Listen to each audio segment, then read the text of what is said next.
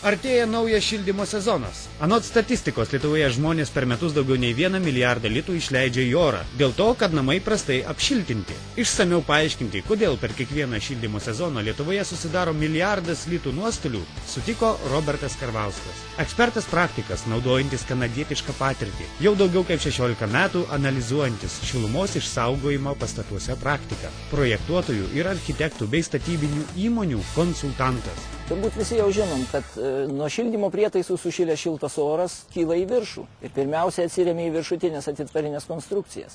O ten rasdamas daug plyšelių, fontanais, trykšta laukan ir išsineša didžiąją dalį šilumos. O kaipgi buvo manoma anksčiau? Anksčiau buvo daroma prielaida, kad pastatas yra pilnai sandarus. Juk mes žiūrim į lubas, sienas, visas atitvaras, nematom atvirų plyšių, skylių ir manoma buvo, kad pastatas yra sandarus. Deja, pastatą galima sulyginti ne su guminiu maišu, kaip anksčiau buvo manoma, o su medžiaginiu maišu. Pripūsti jį aišku galima, tačiau išlaikyti šilumą jame, tai yra šiltą orą, nepavyksta.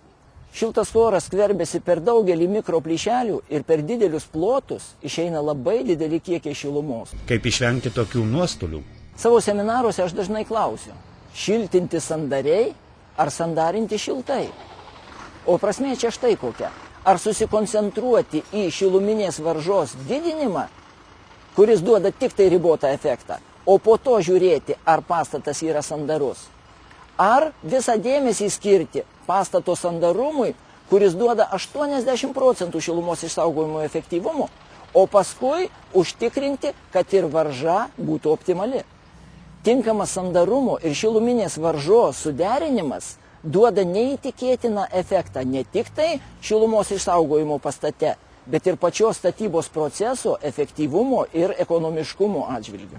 Teisingai apšiltinus namą, išlaidos jam šildyti neturi sudaryti daugiau kaip 1 litas už kvadratinį metrą per mėnesį. Ar tai įmanoma pasiekti su tradicinėmis šiltinimo technologijomis? Jeigu kažkur tai iki 1985 metų pastatai buvo statomi ir nešiltinami, arba jeigu šiltinami, tai pirmosios kartos šiltinimo medžiagomis, tokiomis kaip spaliai, pjuvino, šlakas, durpės, tai kažkur nuo 1985 metų atsirado reikalavimas pastatų šiltinti.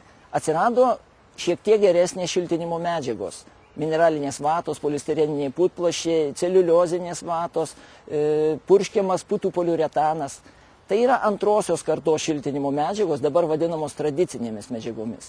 Deja, praktika rodo, kad tradicinių šiltinimo technologijų pagalba užtikrinti pastato sandarumo nepavyksta. Todėl rezultatai neguodžiantys. Teoriškai skaičiuojant, išlaidos tokiems namams šildyti turėtų sudaryti nuo 1,5 iki 2 litų už kvadratinį metrą per mėnesį. O praktiškai gaunasi nuo 3,5 iki 7 litų per mėnesį. Tai rodo ekspertizių rezultatai. Kokiagi išeitis? Išeitis, kaip jau minėjau, sandarinti šiltai. Kaip tai pasiekti? Yra 2 keliai. Pirmasis kelias – papildomai kruopščiai sandarinti, panaudojus tradicinės antrosios kartos technologijas. Tai yra, kaip sakiau, ilgas, kruopštus, brangus ir gan sudėtingas procesas.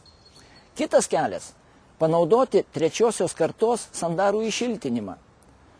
Ekspertai nustatė, kad šis šiltinimas yra pats pigiausias Europoje, lyginant pagal kainos ir efektyvumo santykį. Jis duoda neįtikėtinus rezultatus. Kur apie tai sužinoti? Savo straipsniuose puslapyje Sandarus namas LT aš analizuoju šitas problemas.